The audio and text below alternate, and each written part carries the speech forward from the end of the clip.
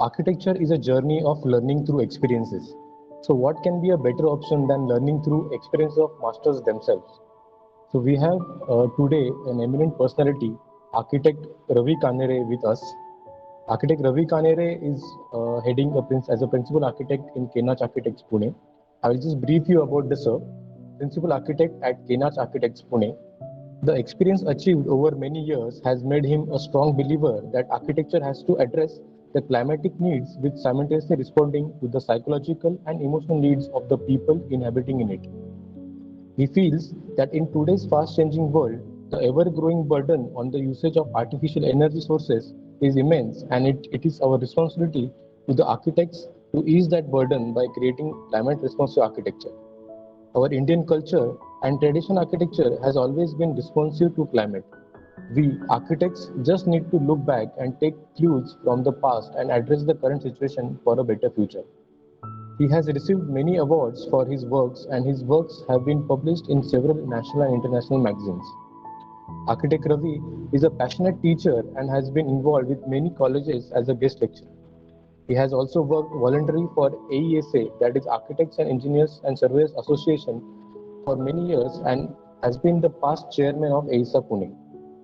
Sir, I welcome you on behalf of our principal, Dr. Prajakta Baste, MVPS College of Architecture, Nasik, and Dr. BN College of Architecture, Pune, and request you to kindly start with your presentation.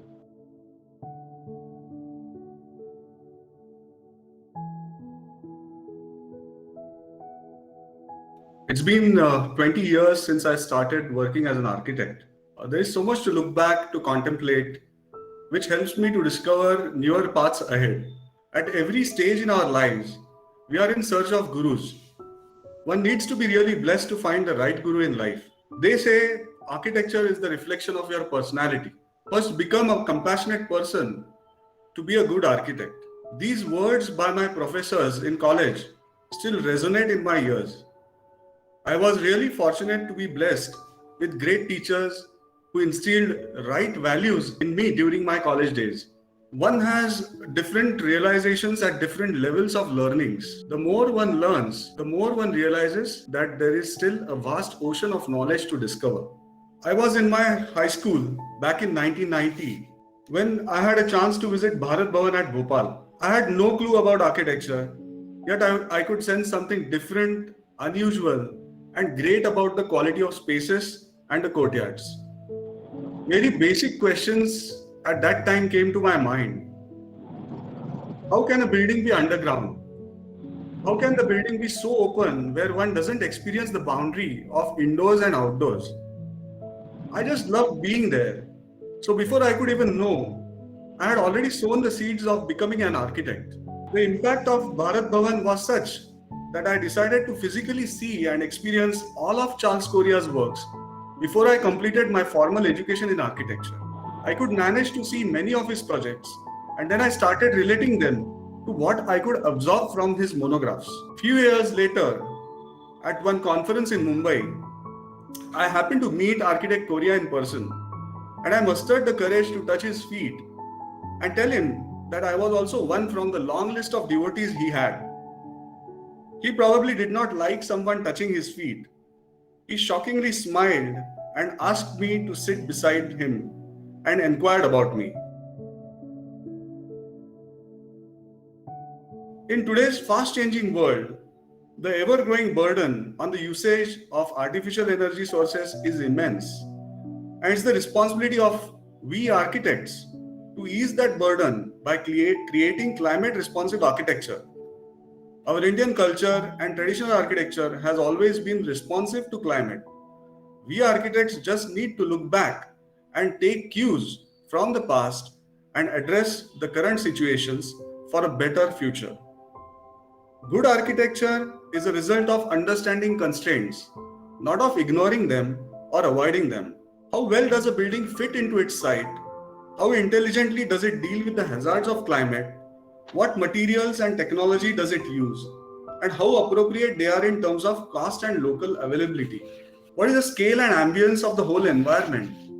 Is it aligned with the sensibilities of the people who live there? One really needs to ask oneself these questions time and again.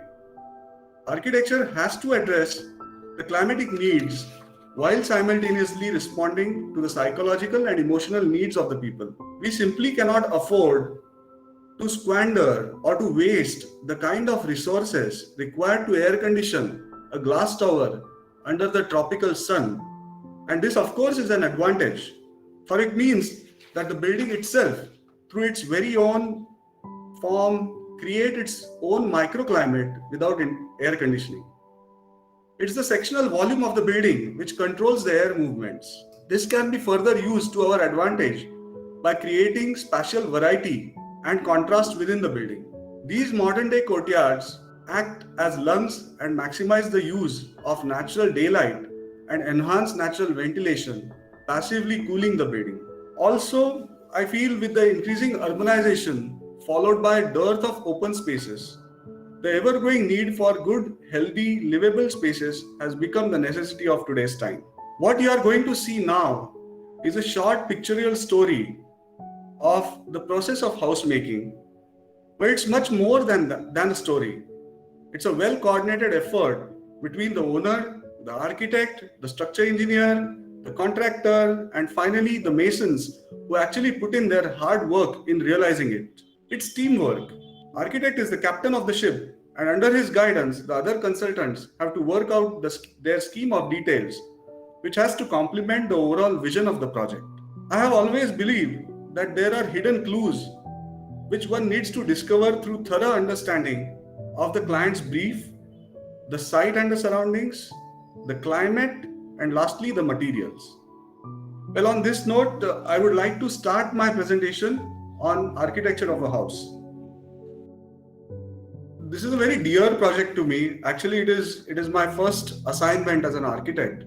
The word degree means at an angle, and this house near Pune responds to the sloping character of the plot. The house sits on a 1.5 acre sloping plot with slope towards the west side and scenic views on all the other sides. I remember I had attended this presentation by architect Nimish Patel, and he had shown this building, Torrent Research Center, and I was completely impacted by this project because it derived, outside air into its building to cool the building within it. What I learned from this project was that warm air inside the rooms is lighter and it rises. And if we have an evacuation of this lighter or hotter air, obviously the cool air will come inside the building and cool down the building. It's a 1.5 acre site. We had access to the site from the top as well as from the bottom. The location of the house was unanimously decided to be at the highest point of the site, that is this one, so as to enjoy maximum views of the westward valley. The only constraint while designing was the high winds. That's the sun path. That was the prevalent wind direction. The situation was similar to the buildings facing the sea, where people shut off all the windows to protect themselves from the continuous sea wind and in turn use air conditioners for ventilation. This house is a perfect solution to this issue. The house draws natural wind into a shaft, which is cooled by the way of spraying water inside. This process cools the air coming inside and increases the air density. That's the basement level plan or below the plinth plan. So you'll find that there's a wind shaft over here, and what we have done is we have taken the underground ducts through which the cooled wind gets into the rooms. That's how the wind flows inside the rooms. Okay, so that's the ground level plan. So you enter the plot from here, you park your cars over here, there's a visitors parking on this side, you enter into the lobby, and then you have a living integrated with the dining. And the living and the dining are placed in such a way that you can get a direct view of the valley even from the living as well as from the dining. The bedrooms, the main 3 bedrooms, that is the master bedroom, and other 2 sons' bedrooms, are located towards the north side so that they don't get the southern heat and they remain cool. So it actually benefits this natural ventilation system because that system has been provided only to these 3 rooms. And this one is the 4th bedroom, which is kind of a common bedroom or a guest bedroom, so anybody can come and use that bedroom, with a kitchen on this side which is closer to the entry, so you can you can see who is at the gate, and that's the roof plan. So what we did over here was, by taking the sloping roof, we actually collected the water into these gutters and finally stored them into a lake or a small pond, which is right here. So this water is used for gardening of this whole plot. It stays there for 2 to 3 months of watering can be done by this pond. That's the profile of, that's the north side elevation. That's the profile of the house. It actually sticks to the slope. With this, we were successfully able to achieve a difference of 6 to 7 degrees than the outside temperature during the harsh summers. This reduces the use of artificial energy throughout the year. That's the section through the living and the dining. There's a courtyard over here, and then the whole house was divided into split levels and multiple decks. So one could get unobstructed view from each and every level. That's the view of the living room from inside. So that's the detail of the staircase which leads to the upper bedroom, and that's the skylight. So this skylight pours in natural light throughout the day, and the shades, the contrast which it creates, it evokes a sense of curiosity within the house. Okay, that's the section through the bedrooms. So you have the lowermost bedroom here, then the master bedroom, which is number 3, and the 4th bedroom is at the top. So all these 3 bedrooms have this natural ventilation system. So we have these underground ducts through which the air gets inside, and there is a exhaust fan or a ventilator towards the leeward side.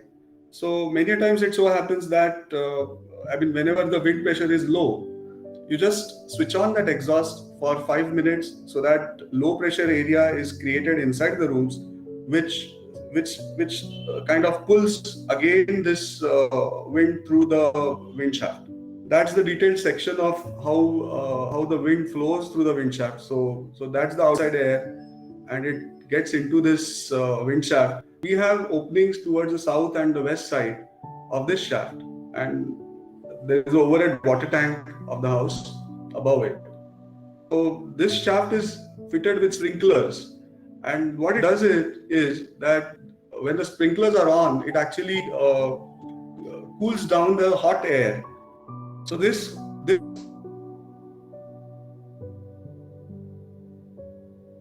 cooled air is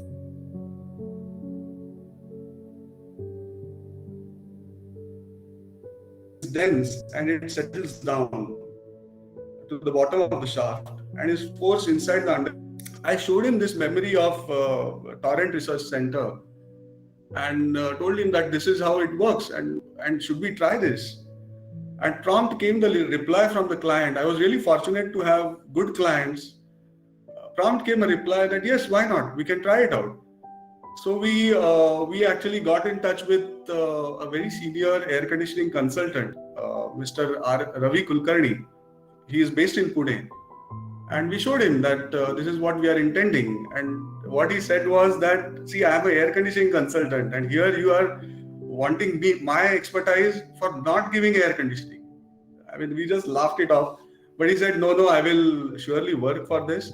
So what he did was he checked the pressure, wind pressure, and the velocity over there. He visited the site. Then he designed the sizes of the shafts, and that's how with his help we actually designed this whole house, this system basically. So it actually helps in achieving 6 to 7 degrees of a temperature drop than the outside temperature. Basically in Pune, the climate is changing. During the summers, it is really hot and dry, and this system helps the whole house to remain cool during the harsh summers. That's how the wind shaft looks like from inside. So you have these plumbing which are fitted with these nozzles, and it kind of wets all the walls of this shaft. That's how the house looks from outside. Now the greenery has grown above it, and that's the view of the valley. So here, if you notice that the roof of the house is cladded with ceramic tiles. This also helps in easy drain off roof water or the rainwater. At the same time, it reflects off heat which is continuously received by the sun. So that also helps in cooling. Yeah. So moving on, I would like to show you my next project, which is called a sculpted cube. The client had bought a plot at measuring 5,500 square feet amidst one of the fastest growing urban areas of Pune city. The brief given was to have a big parking area and to have a house having 5 bedrooms, one study, living, kitchen, etc. Yeah, while I was in college, uh, we used to do this exercise of sculpting a cube, and you kind of sculpt that cube to create interesting compositions of positive and negative masses. So that idea also had a very deep impact on me, and I wanted to try this out somewhere or the other in my practice. So that's how the form was evolved of this house. So you kind of, what you do is this is the cube, and we scooped out certain masses, we added certain masses, and finally we created this. So that's the ground floor plan. The clients wanted a big parking area, so obviously we had no choice but to go for a stilt parking. This is the northeast where we have located our garden, and you gradually climb up the steps to go to the first floor of the house. The house is conceived as a sculpted cube where spaces have been carved out to create an interesting play of positive and negative masses. As the adjacent houses were very close to the plot, introvert planning was adopted with a central court in the living and the dining areas, which binds the whole spatial volume. So you go up, there's an entrance lobby, you enter inside, you're welcomed by a central courtyard. That's the living, dining, the kitchen. All the service areas were located towards the southern side so that they act as a buffer for the other spaces. That is most of the time you spend in the living and the dining and the kitchen in this area. And that's the master bedroom. The southern side was well shielded off with firstly the service areas as well as cavity walls to prevent heat ingress inside the house. This is the puja. So we decided to take that puja slightly outside. It is accessed through a terrace which leads to this garden. So the puja is actually surrounded by a lot of greenery around it. That's the sun path. The living and the dining areas open out into this covered terrace which has this puja. The puja tower forms the focus of attraction and is visible from all the common spaces inside the house. So bigger openings towards the north side, which bring in diffuse light inside the house, as well as the skylight above the courtyard, helps in getting good quality of light throughout the day. That's how the wind circulation happens. And that's the second floor plan. So this is that cutout, a double light space overlooking the living area from the family and this common passage. So different shapes and sizes of openings actually help to bring in that sense of curiosity and breaks the monotony of the spaces. That's how the section is. So like we saw in the earlier project, the hot air rises up, and if it has a ventilated skylight, then the hot air escapes out from the house, making way for the cool breeze from the outside. So this is that sectional volume which I am trying to show, which helps in creating this movement of air. So that's the sculpted cube in reality. So the simplicity of the forms and easy circulation become the major attributes of this design. The whiteness of the strong geometrical form helps to clarify it, which is reassuringly solid in nature. So I wanted this building to be very strong in terms of pure in terms of massing rather than anything cosmetic into it. That's the parking area. So that's the stilt level, and you then gradually climb up through this patio into the first floor. So landscape also plays a very important role, and we were fortunate to have architect Ravi and Varsha Gavandi for this project, and they did a superb job. So in this photograph, this is a small tree, and it actually grows vertically. It grew vertically and touched the pergolas. That's how the interior spaces look like. that's the skylight, and that's the modern day courtyard. This is the puja tower. So again, this idea of this ancient mandala, or what we call it as Sri Yantra, you might find it in our puja rooms. We kind of developed a volume in such a way that these are these ferrocrete curtain walls which kind of block direct light inside this puja tower and brings in diffuse light from the sides. The kind of ambience which is created inside the puja room is a very calm and peaceful and meditative quality of space is created inside. This tower has more height to it. So what happens is, anybody who is doing puja or performing puja or saying these mantras, the sound resonate, and it creates that a very meditative kind of a quality inside this puja space. So that's the covered terrace from where we access the puja, and that's the top of the puja tower, so which has these ferrocrete fins. And then this is the garden which surrounds the puja room.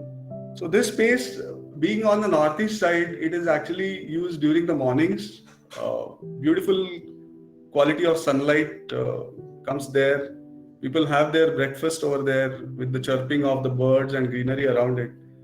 So the challenge of this project was to create its own microclimate, because this area is situated on Senapati Bapat Road, right in front of the ICC, or the Marriott Hotel. So it's a very busy road, and to create such kind of microclimate was a big task, because there was a lot of noise and disturbance from that road especially. So I'll move on to my next project, which is termed as the Lego house. So again, an idea. I mean, I'm sure you all must have played with this during your childhood. Even I played, and I used to enjoy a lot playing with these Legos. And we used to create different shapes, different forms, houses, and a lot of things. So again, this idea was ingrained in my mind. Well, so this house, as the name suggests, is a Lego house, and it is built in modules, like a Lego, to create interesting forms and spatial experience. So the plan is very simple. This is a twin house actually. So the clients were two real brothers, and earlier they used to stay in one single house. Then they bought this plot. They bought two plots adjacent to each other, and they came to me that they wanted to design two houses for both of them. So when I went to the site, I studied the site. I studied the slopes of the site, and spoke with them. Learned about their family structure, learned about the way they live, their lifestyles, etc. And I suggested that, why do you really want to have two separate houses? You have been staying in one house for all these years. Why do you want two separate houses? Why can't we connect these two houses? So that is where the idea of this came into being. That we actually connected these two houses. Now, how to connect them was a big task, because both the brothers wanted independent houses. They wanted independent kitchens, and so that there is no friction between these two brothers and their families. So they wanted two separate houses, yet they wanted to be close to each other. So if you look at the plan, you enter from here, and earlier there was a compound wall right in the center. So what we did was, we removed that compound wall, and we created this common space for common activities like parking, a courtyard, a puja room, or a mandir. And then you have these two houses which are mirror images of each other. So as you enter inside, you park your car, you enter into this lobby, then the inside lobby, then you have this through and through space without any walls, the kitchen, dining, and the living area. And the living area opens out into this garden which faces the east side. There's one bedroom at the ground floor with a toilet and a wash basin, and this is the staircase which goes up. That's how the sun path is. So one thing which is very important in planning is the westward sun. One really needs to protect the west sun, because it is really harsh. being the sun angle being in an inclined position, the heat which is received by that inclined angle is really harsh, and one needs to protect it properly.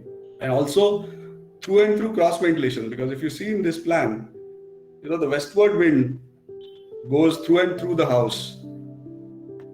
That's the upper level plan. And what you see over here is this connecting bridge which gets connected at the mid landings of these two staircases. And then you have these two bedrooms at the top with terrace, like that. Then the rearmost portion, rear portion of this courtyard or this thing is covered by pergolas, which create a semi-covered space below it. That's how the house looks like. That's the connecting bridge. So this is the section through the connecting bridge. So you are at ground level, you just climb up half of the flight and you are connected to the other house. And similarly, it happens from the first floor level also. You just have to get down one flight and you are connected to the other house. So many a times it so happens that whenever they have these common guests, festivals or any functions related, they use this connecting bridge very well. So that's the detail of the bridge. So it has an inbuilt sitting, so you don't need to bring in chairs and all. So and it helps to keep that bridge clutter free. That's how the house looks like. It's all in modules. So very. I was very particular while detailing out the grooves of this whole block. Again, this project was immediately after I did the sculpted cube, and many a times it so happens that you kind of get carried away with a certain idea and you don't want to leave it. So again, the sculpting of forms you can see over here as well. Well, that's a very interesting feature in this house. So I grew up in a traditional vada when I was a child, and we used to have a kind of a bay window with a nice sitting over there. And as a child, I remember I used to spend most of my time in such a window. So these ideas, actually, like I said, these ideas are very important, and architecture is actually a reflection of your experiences. So I try to do all these things even now in my works. And when I showed them, I did this. So he's the father of these two brothers, and he enjoys that space like a child. So he reads over there, he sleeps over there.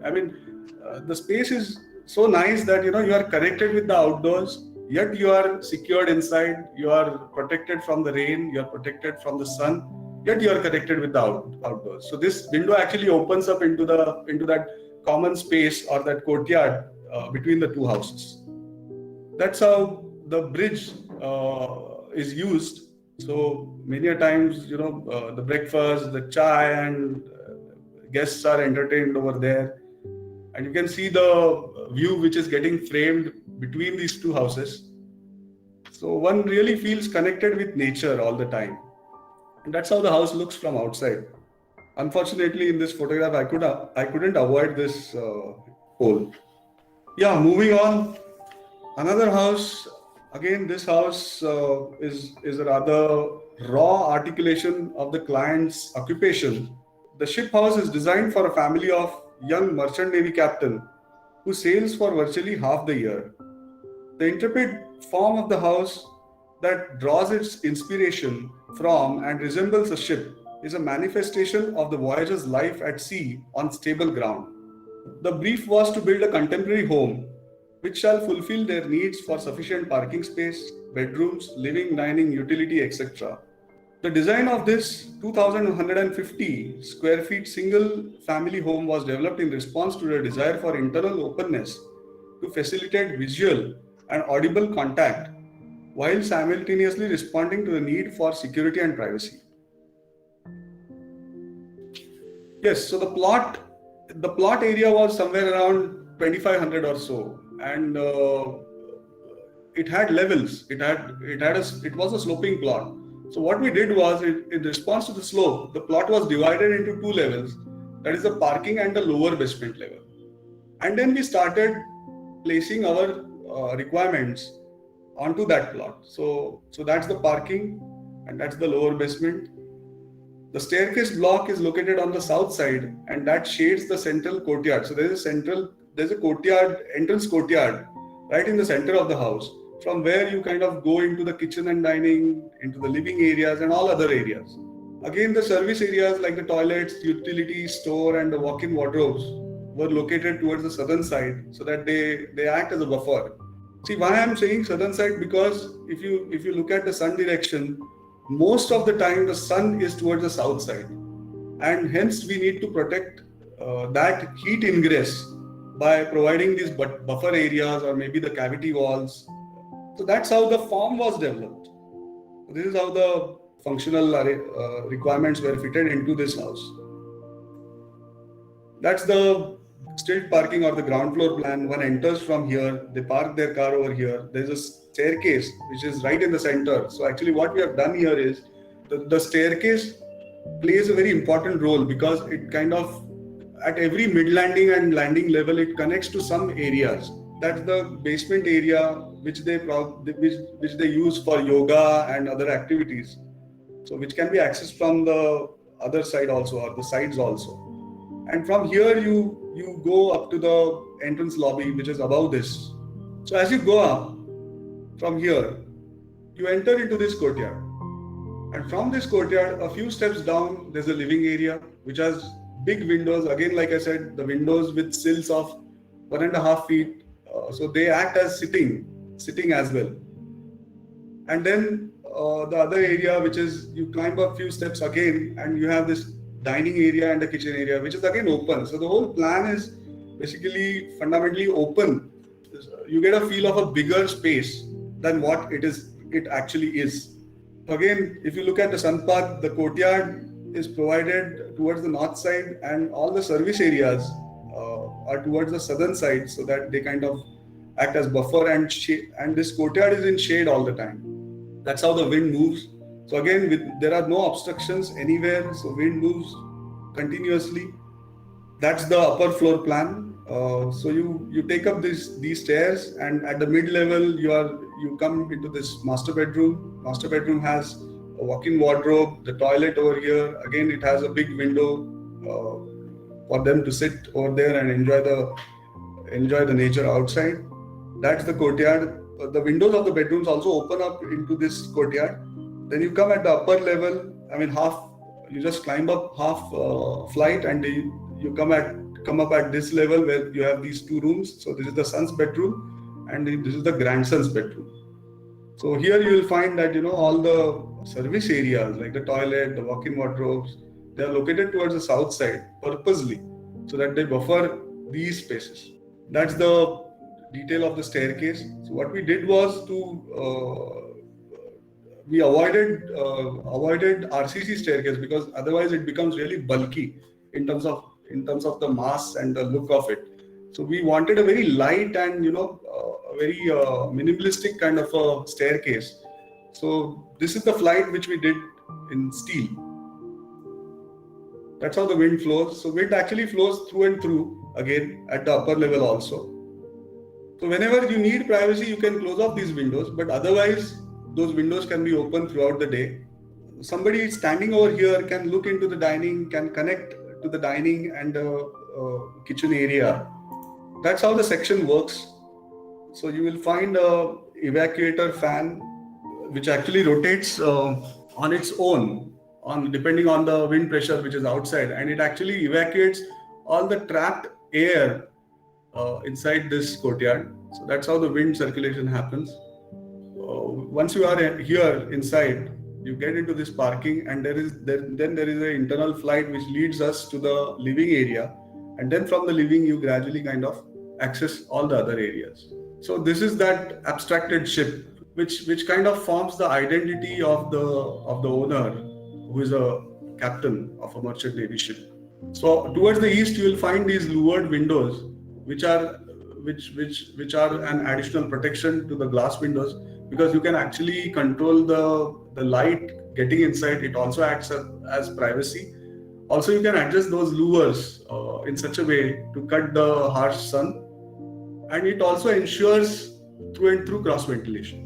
So you're not blocking the wind. You're by providing these louvers, you're allowing the wind to pass through it. That's the detail of the entrance. You enter into the plot through a dindi darwaza, a small gate, and then there's a sitting over here which is inbuilt, and you gradually go up into this outdoor or outside entrance lobby.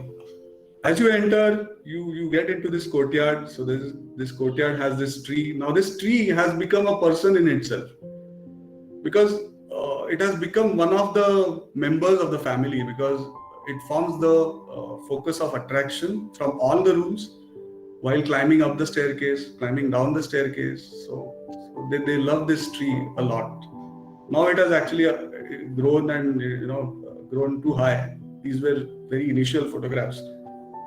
So you enter into this lobby, you climb up few steps, you are into this dining and kitchen area, and you go down, you are into this living area. So that's the spatial connectivity which I was talking about.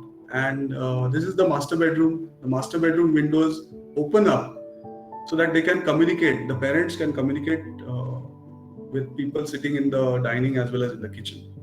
So it's a very open plan, and to maximize the spatial feel, or make the spaces look bigger, rather than creating compartments and having these walls itself. So that's again the courtyard seen from the staircase. So this is where one enters. This is that tree, and you go down into the living. You go up into the dining, and these are these windows. So that's how the courtyard looks from the lower level as you see up. These openings are fitted with toughened glass with a security or a safety film. So it pours in natural light throughout. And if you see the volume of this courtyard, or you see the sciography on these walls, you'll find that there's no direct sun over here. So you are protected, you are well in shade, yet you have that feeling of openness. This courtyard at the top is fitted with a evacuator fan which evacuates this hot trapped air. That's how the house looks like from inside. That's the living area. I mean, I am sitting, the photograph is taken from the bay window, and you're looking towards the dining and the central courtyard. That's the door that's the flight of staircase through this door, which connects to the parking area. So whenever during the rains and all, I mean, people need not take the main entrance. They can just take up this flight and come inside the house. Well, these small detailings, this is actually a light fitting, so which we did on site, and it's a very interesting light fitting. So you don't see the source of the light; it is well shaded, and you just see the light falling on this inclined wall.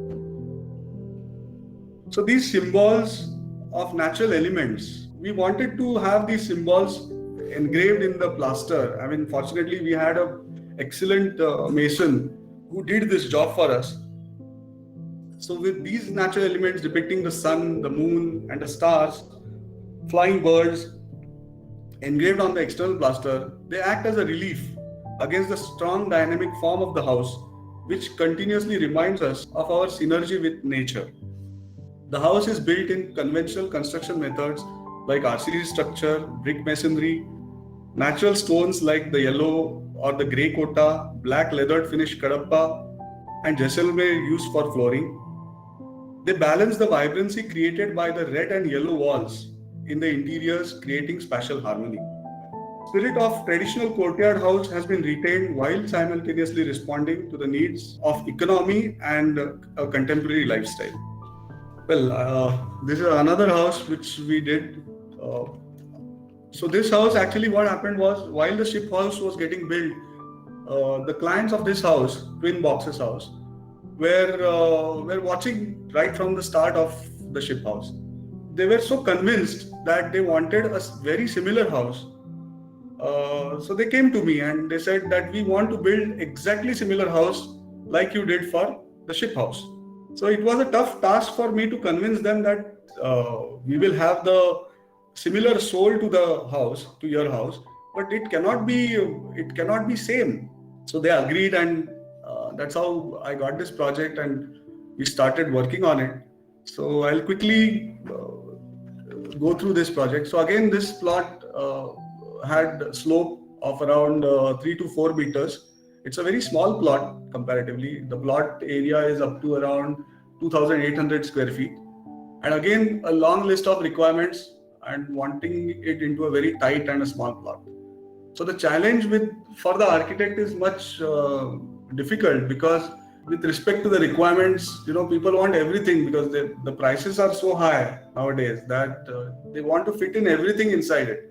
And as architects, you want it to make it open, you want to make it clutter free and make it very minimal in terms of the spatial quality. So that is the challenge which an architect has to deal with all the time when you are designing such kind of houses. So that's the lower level. So that lower level can be accessed by these steps, and you go down, and that is used as common ancillary area or the service areas, or the servant also stays over there. Now in this particular case, as against the ship house, staircase is central staircase, and it again uses the house is divided into split levels, so that every mid landing you reach some space or some activity or the other. So you enter the house from here. There's ample of parking because nowadays parking has become a very, very important factor. I mean, every home has minimum 2 cars nowadays. So we decided to have 2 cars to be parked in the side margins and covered parking for 2 cars. So you kind of gradually, you park your car, you gradually enter this outdoor area, and through a well-landscaped area, you gradually go into the entrance lobby, which is over here. So what you are seeing over here is that split level of the living, the courtyard, and the puja room. And this courtyard opens up into this deck, which has fantastic views of the west. That's the sun path. So again, the orientation of the courtyard, if you see, particularly it is towards the north side because the courtyard gets diffuse light inside and shades the direct sun. That's how the wind flows. So as you go up from the living area, you take up this flight, you go up, so you come into this kitchen and the dining area, which has a common toilet, wash basin, and then again there is this big window with low sill, so that it acts as an additional sitting for the dining. In case there are guests, in case there are more members who have come to dine, they can use this as sitting area. Again, the kitchen is located in such a way that it has a direct vision to the entry gate, so that who is coming inside your plot. That's how the wind flows. Again, through and through cross ventilation. Southern side is completely blocked, and that's the upper floor. So you come up from this flight, you have these 2 bedrooms, the daughter's bedroom and the son's bedroom. Now the daughter's bedroom and the son's bedroom, again, these taking the same idea of the ship house, having these windows opening into this courtyard. So again, it ensures a good cross ventilation. And these windows have these louvers which can be shut off when you need privacy. And then at the upper level, you have this master bedroom with again a big window for sitting. That's the bedroom. And you enter into this walk-in wardrobe, which has a small skylight to derive light into it, and then the toilet. And this was an additional bedroom, which not really a bedroom, but a space where it's kind of a study room. So if you see, in all, this house has 3 bedrooms with a study room, dining, kitchen, living, ample of parking, a courtyard. That's how the wind flows. So there's through and through ventilation. That's the section of the house. So it's the sectional volume which enhances this air movement. And I've been very fond of these exhaust fans or these evacuator fans because they are very cheap. 4,000-5,000 rupees a fan or something. And you place them, and it actually helps to cut down your electricity bills because you don't need fans or air conditioners because of this. You reduce the usage of that. So it actually helps. Many times people think that these are only used in industrial works, but it's not the fact. We can very well use it in the in such kind of houses. That's how the twin boxes look like. It's a very simple, straightforward geometry, a very solid kind of form. I mean, without any cosmetic articulations. That's the entry. I mean, you enter into this landscape garden, and that's how it looks like. So you enter here. Small details like this, the staircase or the steps becoming the sitting. So you sit here, put your feet on the grass, tuck away your shoes over here, and then gradually climb up. That's the main entry door. Well, as you enter inside, again there's a shoe rack over here. That's the internal lobby. That's the flooring pattern of the courtyard, and that's the volume what you see. So that's the mid landing which overlooks into this courtyard. So you're visually, audibly, you are connected throughout into the house. You see the lower courtyard, and that's the connecting window for ventilation. That's the skylight which pours in natural light throughout the day, fitted with an evacuator fan. And that's the window. These are the windows which I am talking about. So that's the son's bedroom, and from where you're seeing is the daughter's bedroom. So you open up those windows and you have this through and through cross ventilation also, as well as you have this visual connectivity of the outsides as well. This is one of the latest work which I did. All the clients are going to want a spacious house, having as many number of bedrooms, ample of parking space, because that is a necessity of today's times. So here also again a tight plot, and especially in these housing colonies the bungalow colonies, what happens is these plots are roughly around 5,000, 6,000 square feet, and you have neighboring plots with access by a common road in the front. So what happens is the neighbor also builds his own house, leaving around 8 to 10 feet of side margin. You also leave around 8 to 10 feet of side margin, and then you can't have openings on those sides, because if you open the windows, what you are going to see is the bedroom of somebody else's or your neighbors. That is the big challenge when you are designing such houses. That is a situation which is not in your hands, and only thing one can do is through his design, he can actually solve this issue. So this house also portrays the same thing. I'll show you how it solves the issue. So you enter the house from here, you have a big parking area, a columnless parking area. So this span is around 6 meters. So easily you can fit in 2 cars side by side, which kind of, the parking area gets terminated by a water body and little bit of green lawn and green garden area over here, so that these parking areas are also used as get together, or any small function can also happen in these areas. So you just park your car outside and you can utilize these areas for bigger get-togethers. It makes more sense in today's times, because in these COVID times where you don't have these marriage halls or banquet halls or something like that, so you can arrange all that into this parking space, so which is a column free and open big space. So you enter, you park your car, you take up this flight, and with this flight you go at the first floor level. Now, even in the earlier plan also, or earlier design also, and this design also, the lift is accessed from the parking area. So in case somebody can't climb up these steps, one can always use this lift. Now this lift is fitted with this biometric lock system, or you have that access control. So you can control the access, who can use the lift. So at the lower level, you have this servant area, which has a rear fabricated staircase which connects to the kitchen at the top. And you gradually climb up to the first floor. So as you move onto the first floor, you enter into this common space, which I call it as a courtyard, because it has a skylight at the top through this staircase well. And again, it is a very open kind of a plan. So that's the living area. Living area opens out into this terrace, which is a well shaded terrace, because this being the south side, we had to take good overhang of the upper level bedroom, so that this terrace is shaded well.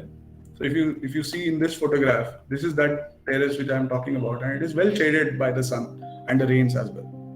The zoning or the the organization, spatial organization of this design was that at the first floor we decided to have all the common areas like the living, dining, the kitchen, the utility, and all that, with one bedroom at the first floor. You will find that this is the west side, and if you see, there is no uh, direct opening onto the west side except the dining area. So even for the bedroom also, you will find that there are small slits which are provided. So they bring in good quality of air inside as well as a very controlled light into the rooms. And it also helps in giving that privacy which I mentioned earlier from the houses which are adjacent to us. That's how the sun moves. That's the wind flow. So again, like I said, when you have an open plan, the possibility of wind flow gets enhanced. So these are those slits from where the wind kind of actually enters. It is based on the Robert Venturi's principles. You pass the wind through a small opening, the pressure it gets cooled when you pass it through a small opening. So you kind of expect cool air inside the house from these smaller openings. That's how the massing happens. That's the parking level plan. At the upper level, you have the common areas, which has a common terrace facing towards the roadside. And then above it, you have the sleeping area where you have 4 bedrooms at the top. And then on the top, you have this third floor, which houses the home theater, the wellness room, the wellness toilet, etc. And here, purposefully, what we did was to restrict the massiveness of the front facade, because the plot didn't have a great foreground. And obviously, the vision line, we decided not to extend the vision line up by adding another floor or above the second floor. So what we did was that we took a terrace over here and restricted that third floor behind, so that the massing appears very proportionate and balanced. It doesn't become very imposing on the road.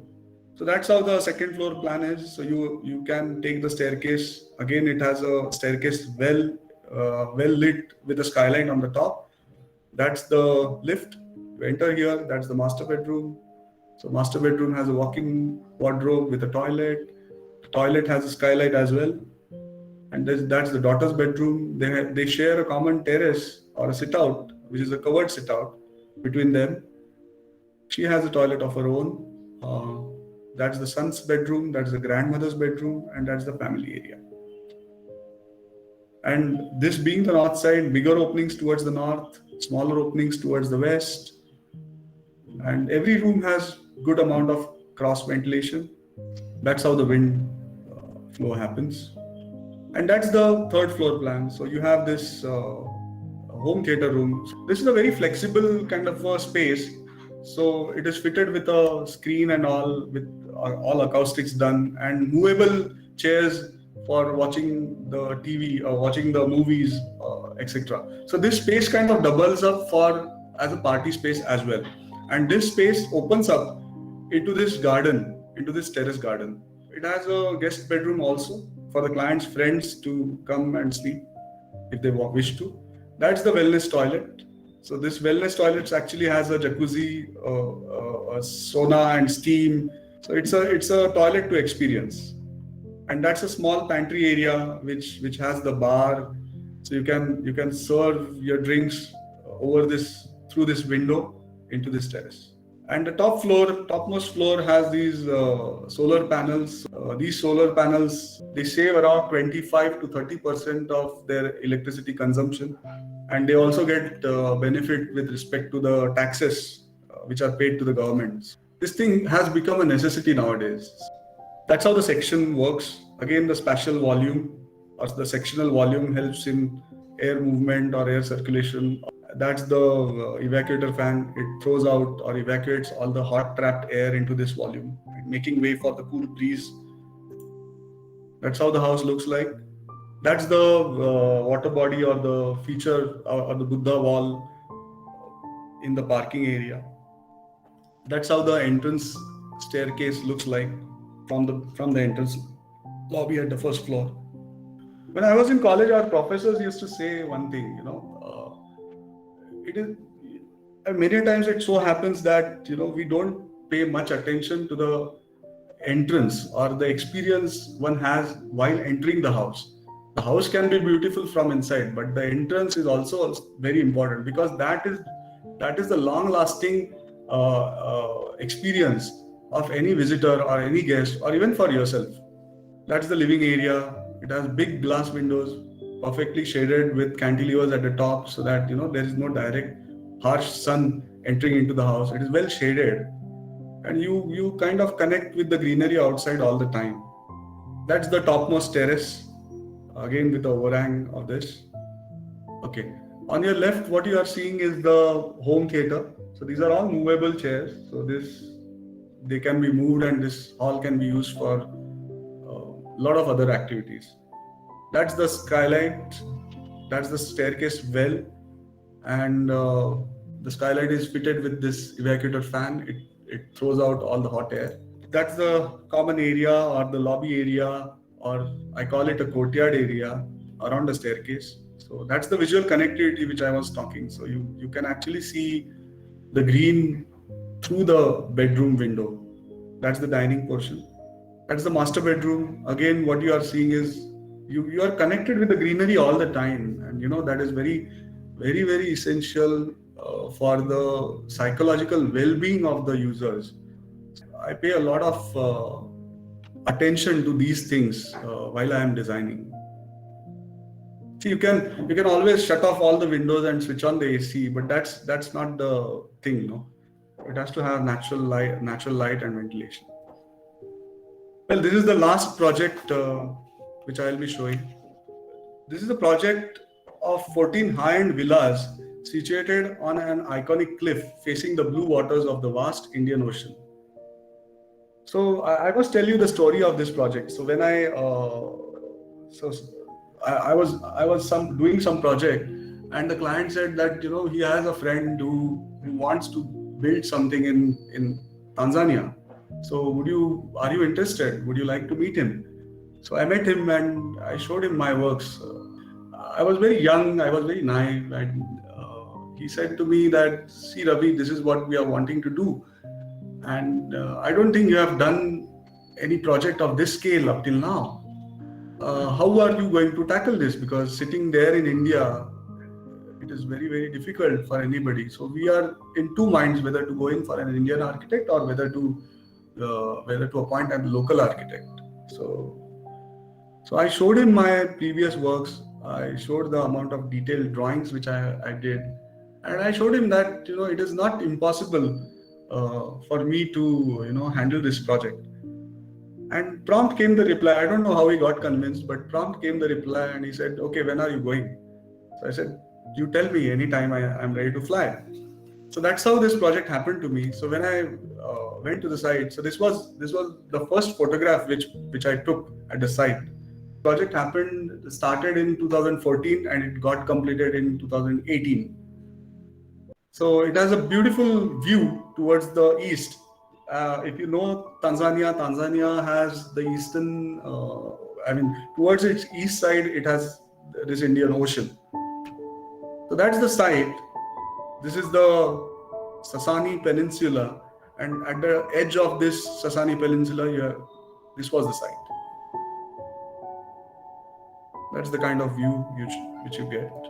It's actually very beautiful, but it is very scary as well, because as the tide rises, the water level also comes up and it hits that cliff very hard. So it is very scary. I got scared of this. And that's the plot on when you face your back towards the sea, this is what you see. And this was one house. This house belonged to the regional commissioner of Dar es Salaam, which is the city, and this regional commissioner is like the chief minister of that state. So it is a very VVIP kind of a person who was staying in this plot. So again, we had this challenge to with this vacant land, he was enjoying great views from his first floor, and we had a big challenge on how to keep him as happy as well as achieve our targets. So that was in back of my mind while I was designing it. So during my pilot trip, I also studied a few local buildings. Now this particular building is a Goan library building designed by some Indian architect who was based in Dar es Salaam. And apparently building has also been published in one of the books, which I didn't know at that time. So if you see at this building, the climate of Dar es Salaam is hot and humid. So if you study the attributes of design for hot and humid type of building typology, you'll find that the stilts are open. So these stilts are through and through to facilitate air movement. And at the upper level, since Dar es Salaam is just 6 degrees below the equator, the sun is really harsh and the west sun is really harsh. These fins, they kind of block that sun. You will find these jali work over here. Then this was another building which I saw, which has large overhangs to protect from the sun. So if you see the facade of this building, it's almost in shade. So this is that Indian Ocean. Our plot shared this boundary, or this is the cliff. You can actually jump off into this Indian Ocean from the plot. We had to fit 14 villas, and out of that, 2 villas were to be given to the plot needed to be separated out for the owner of the land. So that was the deal between the clients and the owner of the land. So the client was different and the owner of the land was different. So the idea was to have views of the ocean. I mean, when you have such a beautiful site, you just can't have your houses or buildings facing your back to the ocean. So that was one of the major challenges. So we had to fit in 12 plus 2 villas, which necessarily had views from all the levels. That's where you enter, and this is that strong visual link which kind of frames the view of the Indian Ocean. You have these villas, twin villas on either sides of this road. This is an internal road, and the western walls, eastern and the western, because like I said, here particularly, the eastern and the western sun are really harsh. I mean, really bad, I would say. Eastern sun is still better, but the western sun is really bad. So what we did was to block that western heat by the western sun. We introduced these cavity walls or double walls, which kind of form a thermal cavity within it, inside it, and protects the inner wall from heating. So that is what we did, and it worked very well. And that's the central clubhouse, which has a swimming pool, which kind of integrates itself with the Indian Ocean. Fortunately, we didn't have any development on the sides. This being towards the north, this being a reserved army forest land. So we knew that there is nothing going to come up in near future. So we could actually take advantage of this land for our views. So you get fantastic views over this also. And the vegetation is pretty low. So you can get good views of the ocean from the first floor of these houses. So again, what I did, I mean, if you go back to this earlier image, you kind of take these cues and assimilate into your mind about what design policy or strategy one needs to come up with.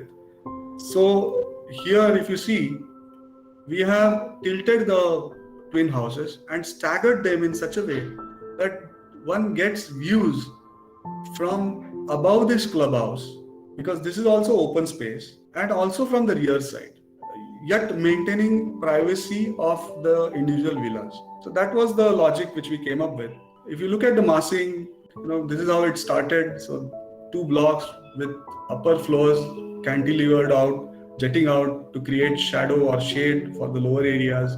And again, the upper floor is protected with this overhang. So that's how the shadow pattern happens. So actually, for most of the period, the opening sides are in shade, and the other sides where the sun hits directly have these cavity walls which protect the heat ingress. And that's the schematic section of the house. So you have this overhang at the top, the roof slab jets out, forms the overhang, it shades these areas. The lowermost portion is is lesser than the upper, and then the covered up with this slab. So through and through cross ventilation, again being hot and humid type of climate. So that's the layout.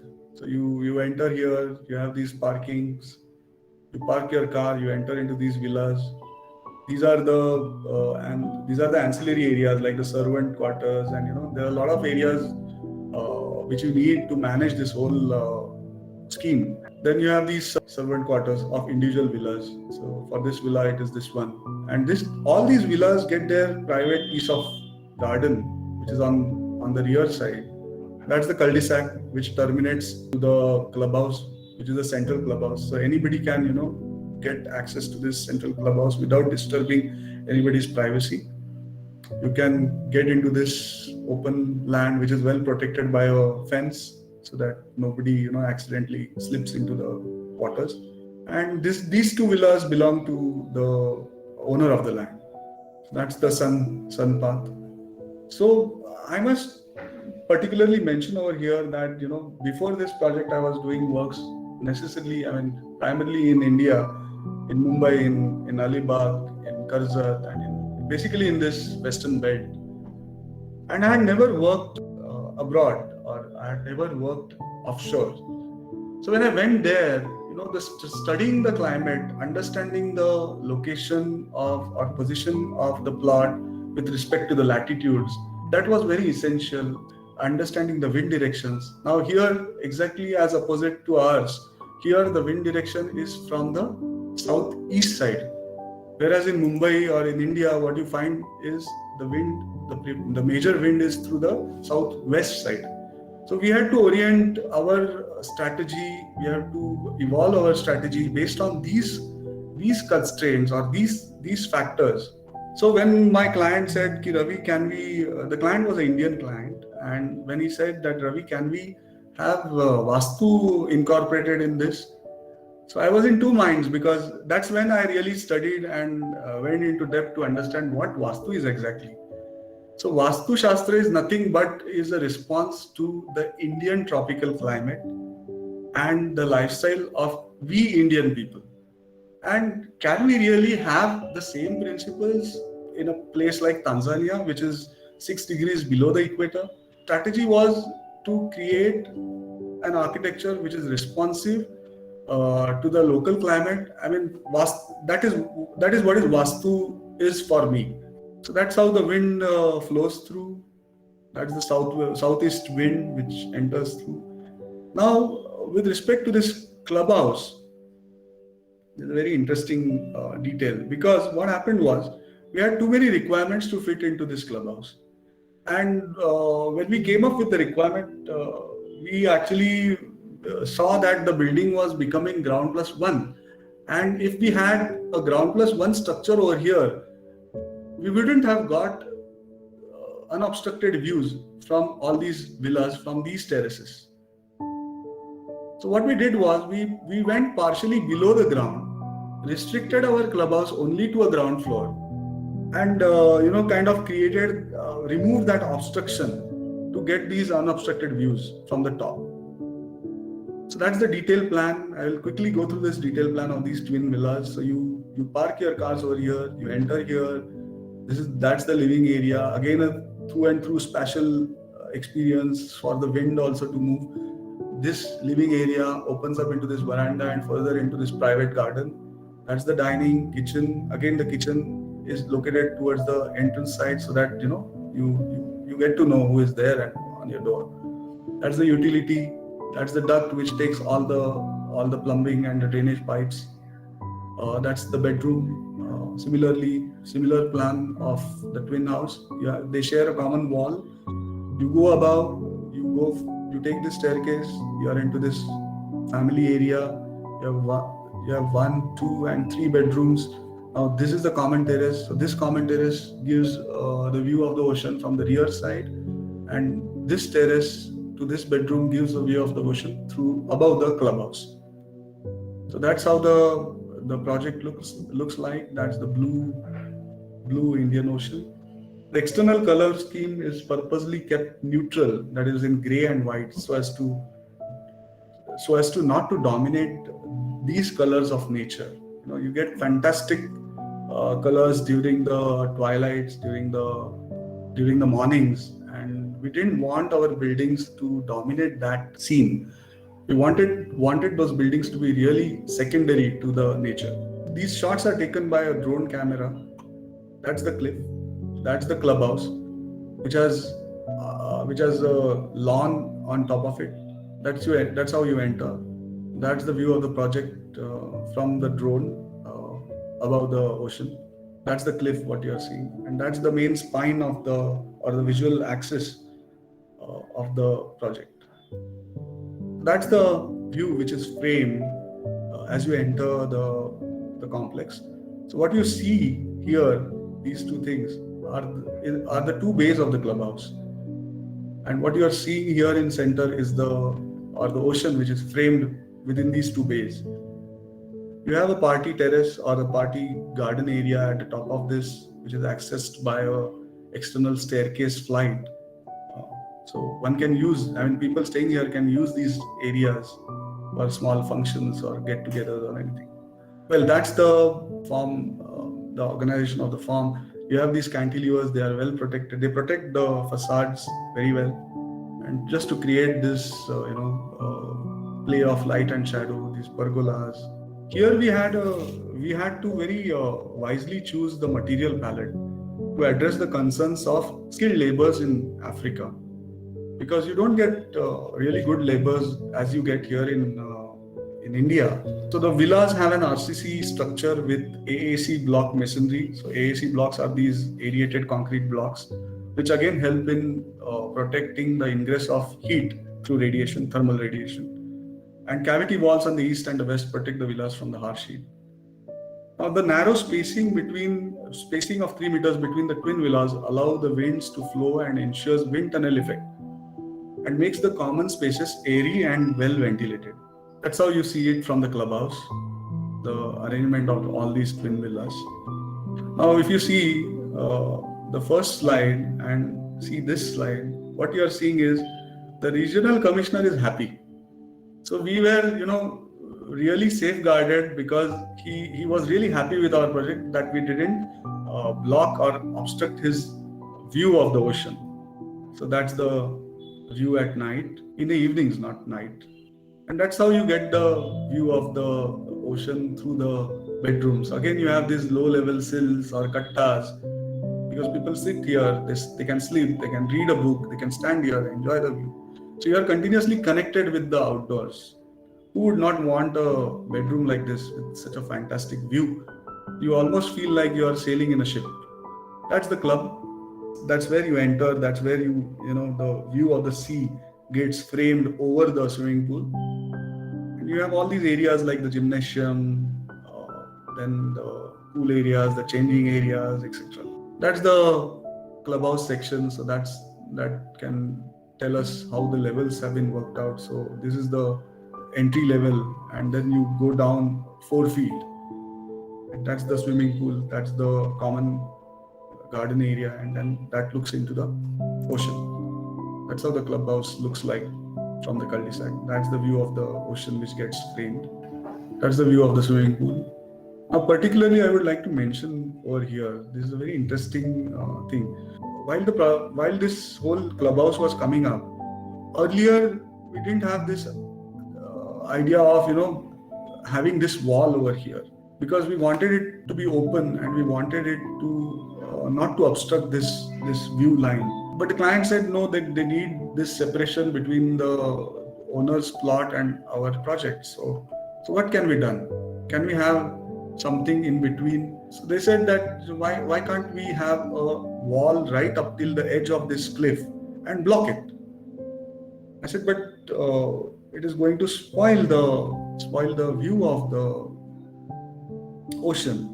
So that is where the idea came. You gradually kind of taper this wall and kind of merge it with the ocean, so that it doesn't obstruct the view and it very gradually fades away. That's the view at night over the club terrace. Well, I'm at the end of the presentation now. So there is no greater feeling than to give happiness through your work to those who have aspired to dream through your vision. A lot goes into making of a good house. It's complete only when the people staying in it make it a home. Real acknowledgement is when the users appreciate your efforts after experiencing it for many years. I try to imbibe good values and be a responsible architect, not only pertaining to the project, but also with respect to the surroundings and the society we live in. I have always believed that if one's work doesn't contribute to betterment of humanity or nation building, it's not work. I've always believed in the following fundamental principles of life: that love brings passion, passion brings compassion, compassion builds sensitivity, sensitivity creates good thoughts, and good thoughts get converted into noble expression of work. We have seen all these values from your work, what you have explained, that how much you have gone into detail of each and everything from the conceptualization to designing opening. So Sure. just to conclude, I really liked all the work, and from the degree house, the use of natural ventilation was seen in a very clear way. From the sculpted cube, you have seen how the role of basic design has played a very important role in creating a form, which you had learned in your first year. From your Lego house, you have seen how concept can be converted into a planning, a good planning, and then from a good planning to a good form and a better living element. Then from a twin house, you have seen what a twin house can be designed, where the users are the more concentric center and everybody can be planned.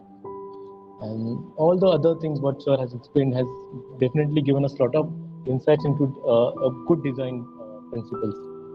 Sir, on behalf of our principal and college, we really thank you for accepting our invitation and giving so Thank much you. of Thank you. time. And thank you so much for giving such a elaborate presentations on how we have designed, from how conceptualization to sir has given explained his first project, and from that project to a project in Tanzania. Just see the level of work sir has given, and it is the confidence which he speaks about architecture and the passion. Thank you so much, sir. Thank you so much. Gaurav, I thank you particularly and your college for inviting me.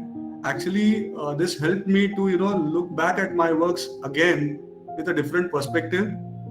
So I actually paid attention to documenting my works again, looking at the smaller details, the ideas again and again. So this is how learning happens. So even I have learned a lot through this presentation.